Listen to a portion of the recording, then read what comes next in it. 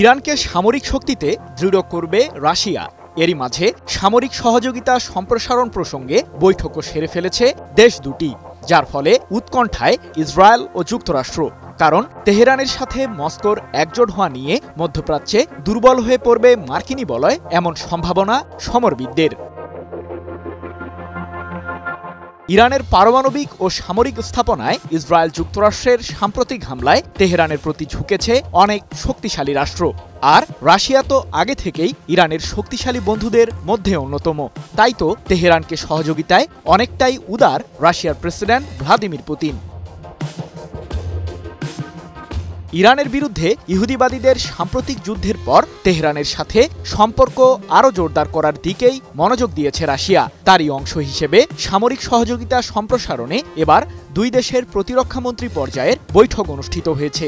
যুদ্ধের পরপরই ইরানের উচ্চ পর্যায়ের সাথে এই ধরনের বৈঠকের আয়োজন করে আসছে মস্কো।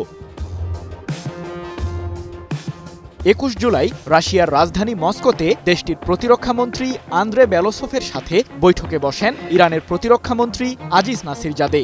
এ সময় তারা সামরিক ও প্রতিরক্ষা ক্ষেত্রে দ্বিপাক্ষিক সহযোগিতা বৃদ্ধির প্রতি জোর দেন। এক প্রতিবেদনে বিষয়টি নিশ্চিত করেছে মধ্যপ্রাচ্য ভিত্তিক সংবাদ মাধ্যম মেহের নিউজ এজেন্সি। এর আগে ইরানের সর্বোচ্চ ধর্মীয় নেতা আয়াতুল্লাহ আলী খামেনির জ্যেষ্ঠ উপদেষ্টা আলী লারিজানি রুশ প্রেসিডেন্ট পুতিনের সাথে বৈঠক করেন। আঞ্চলিক বিভিন্ন ইস্যুতে এ সময় আলোচনা করেন তারা। এছাড়াও ইরানের পারমাণবিক কার্যক্রম প্রসঙ্গেও রুশ প্রেসিডেন্টের কাছে বিস্তারিত তথ্য তুলে ধরেন আলী লারিজানি।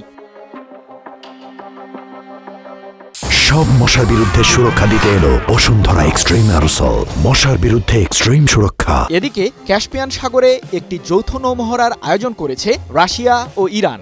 মূলত যুক্তরাষ্ট্র সহ পশ্চিমাদের একটি কঠোর বার্তা দিতেই এই মহড়ার আয়োজন করেছে মস্কো ও তেহরান, এমন দাবি নিউজ উইক সহ আন্তর্জাতিক সংবাদ মাধ্যমগুলোর।